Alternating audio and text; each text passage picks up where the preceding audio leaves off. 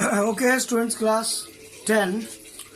Last day we were talking about refraction of light through rectangular glass slab. Today also we will continue our discussion on this topic. We have got ray diagram how the light rays passes through glass slab. Last day I showed you how the glass slab looks. This is the small piece of fitkiri, and it is just like glass rectangular shape. You can say rectangular lamina body. So last day I have shown you this is the rectangular glass slab here, and how the light rays passes through this. This is the way the diagram we have done, and this was the lateral displacement. Okay, lateral displacement, the original direction of incident light ray if there would be no glass slab, and if there is glass slab then it is laterally displaced. Emergent ray and original direction of incident light ray, there is a perpendicular distance. This is called lateral displacement. Last day we were talking on this topic. Actually this topic is important for your syllabus. In the examination also questions comes. So you should know that on which factor lateral displacement depends. Today we will consider on this topic. Last day I said you that 4 factors are there. So what are those 4 factors? So that I am going to teach you the 4 factors on which lateral displacement depends. So what are those 4 factors?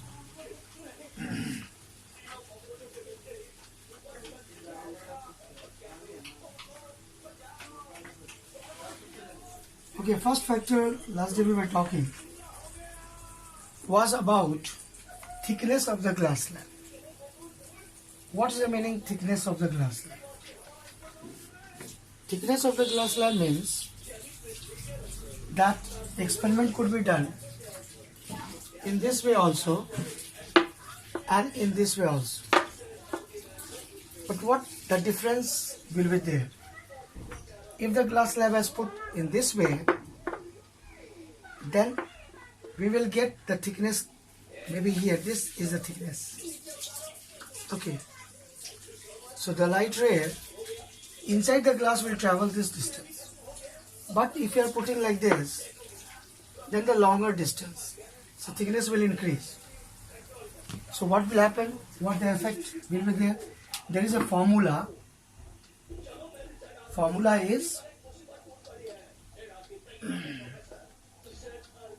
lateral displacement D is equal to T into sine I minus R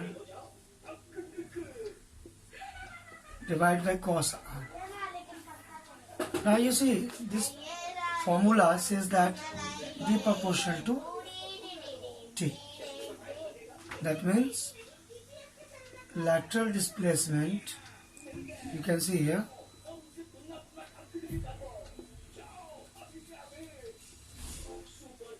is directly proportional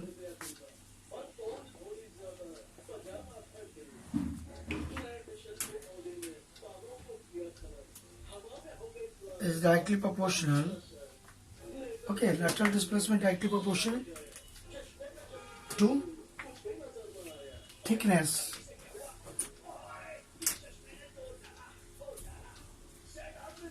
of glass slab.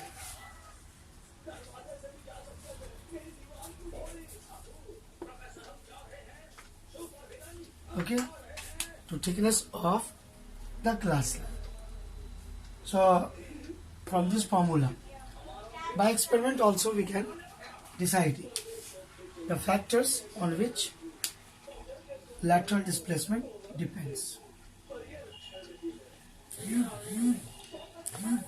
Okay, actually we are talking about the factors on which the lateral displacement depends. What are those factors? The first factor, we have got the idea.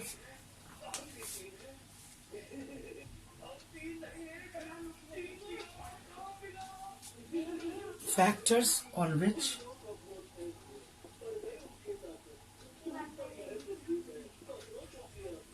lateral displacement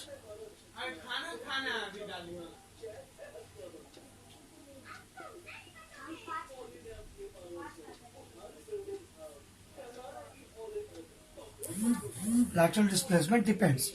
The first factor we have considered. What is that first factor? Thickness of the glass slab.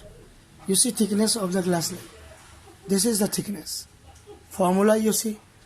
Lateral displacement D is equal to T into sine I minus R divided by cos R. What is I? I is angle of incidence. The incident light ray with the normal, it makes angle, that is called I, angle of incidence. And this is angle of refraction, refracted ray. So in the formula it is very clear that we are getting directly proportional to thickness. So if we are doing experiment not in this way, just opposite to this, okay, like this. If we are doing this with what we see, this is the thickness here, but the thickness will increase.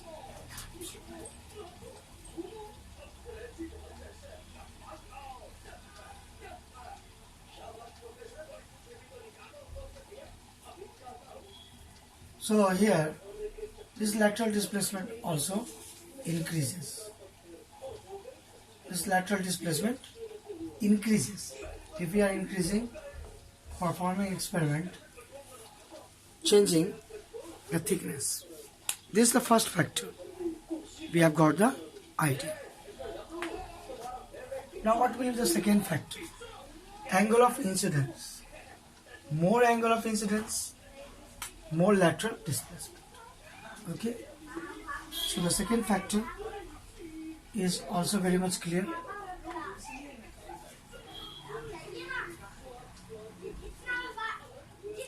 Second factor is angle of incidence. So lateral displacement is directly proportional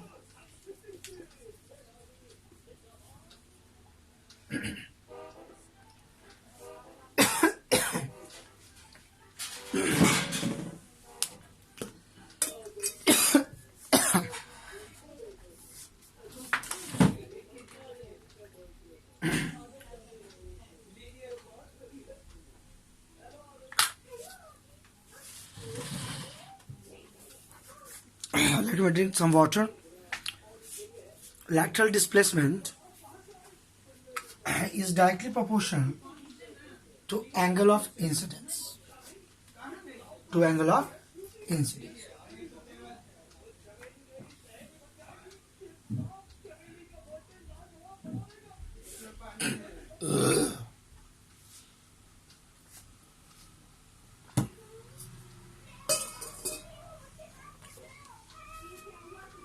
So lateral displacement is directly proportional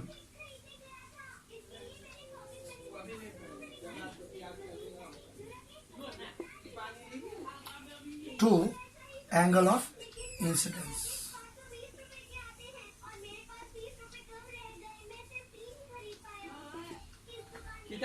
So more angle of incidence, more lateral displacement, directly proportional. Okay, the meaning directly proportional means more angle of incidence. So we can perform the experiment taking different angle of incidence, maybe 30 degree, 35 degree, 40 degree, 45 degree, 50 degree, 55. So increasing angle of incidence, keeping everything constant, we can see in the experiment. We can do in the physics lab when we'll come to school, and we can. This is very important practical. Okay, the second factor we have got. Now, what is third factor? Third factor is the type of glass. That means refractive index of the material of the glass. Okay.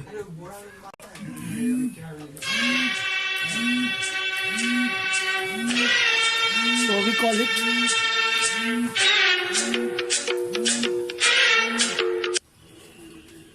we call it actually lateral displacement depends on two more factors. Third factor is refractive index of the material of the glass. Okay, that is third factor.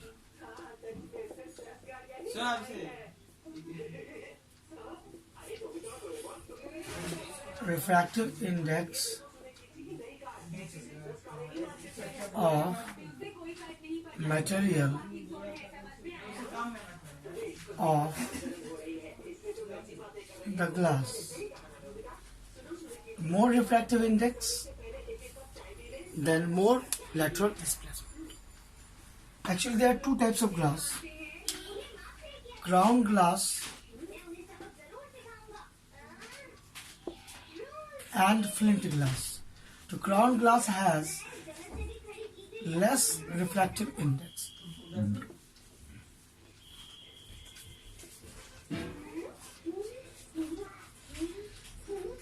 Okay, ground glass has less refractive index in comparison to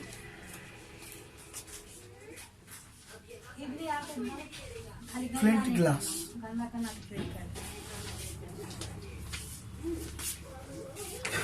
So flint glass will show more lateral displacement if everything remains same. Okay, that means angle of incidence, thickness, these two factors remain same. Then even the lateral displacement depends on the quality of the glass. Okay, the nature of the glass. There are two types of glass generally we should know: ground glass and flint glass. Flint glass has more refractive index, so that means lateral displacement will be more in case of flint glass than in ground glass for the same condition, angle of incidence and thickness. So that is the sense we are talking about third factor. Okay, now let us think about fourth factor. Okay, fourth factor.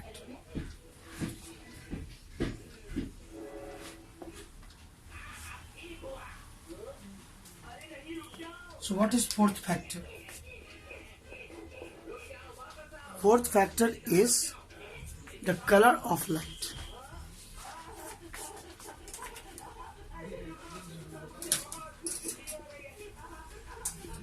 Color of light. So actually any glass slab show more lateral displacement for blue color, violet color in comparison to red and orange. Okay. Why? Because refractive index also here responsible. For violet and blue, it is more in comparison to red and orange. Okay, that is also one fact. So, lateral displacement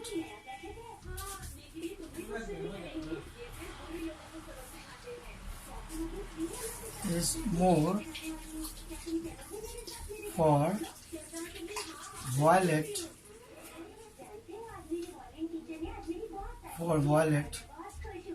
and blue, okay, in comparison to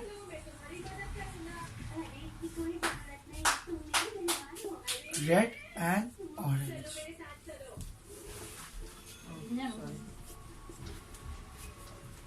Okay, these are the four factors you should remember. Again, I am repeating. In glass slab, there are 2 times refraction at surface AB. and at surface CD. So at surface AB, refraction takes from air to glass. But here, the incident light ray making angle I, emergent light, this is called emergent light ray.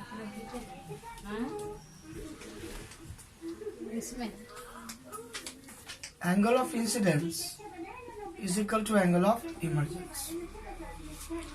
Okay, we can prove this also on the basis of Snell's law of refraction. We can prove this. Okay, how we can prove? On the basis of Snell's law of refraction. We can apply Snell's law of refraction here at AB surface also and at CD surface also. Two surfaces. And then we can see here how the angle of incidence is equal to angle of emergence. Okay, so let us prove this on the basis of Snell's law of refraction. So using Snell's law for refraction at AB surface,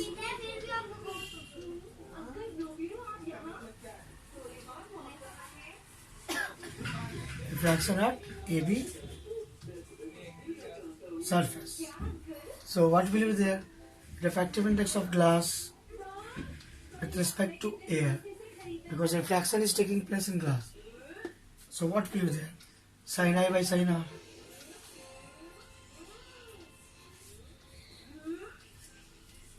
So maybe this is equation 1. Now think refraction at CD surface.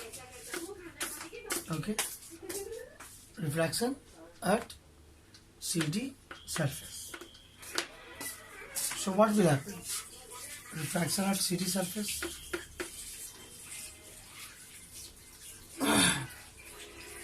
You can see refraction at CD surface from glass to air.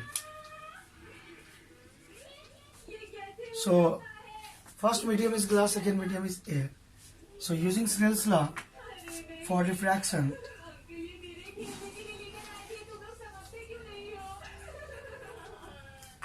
at CD surface, what we can write? Angle of incidence is R and angle of refraction E. So we can write angle of incidence by angle of refraction and refractive index of air, because in air refraction occurs. Refractive index of air with respect to glass. So now we are getting two equations, 1 and 2. We will multiply these two equations. We will multiply the respective sides of 1 and 2. Let's see what we are going to get. If we are multiplying 1 and 2 respective sides, then what we are going to get?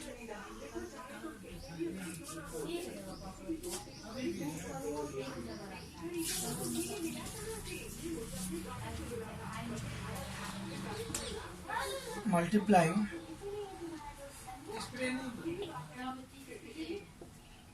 1 and 2, we will get mu GA into mu AG. Now, in previous video we have got this idea in the classroom also. This will be equal to 1 and this multiplied with this.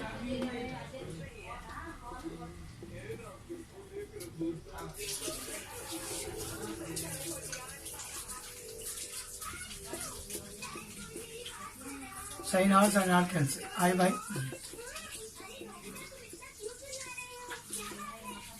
And this is equal to 1. Okay? This is equal to 1. So cross multiplication, sine E is equal to sine I.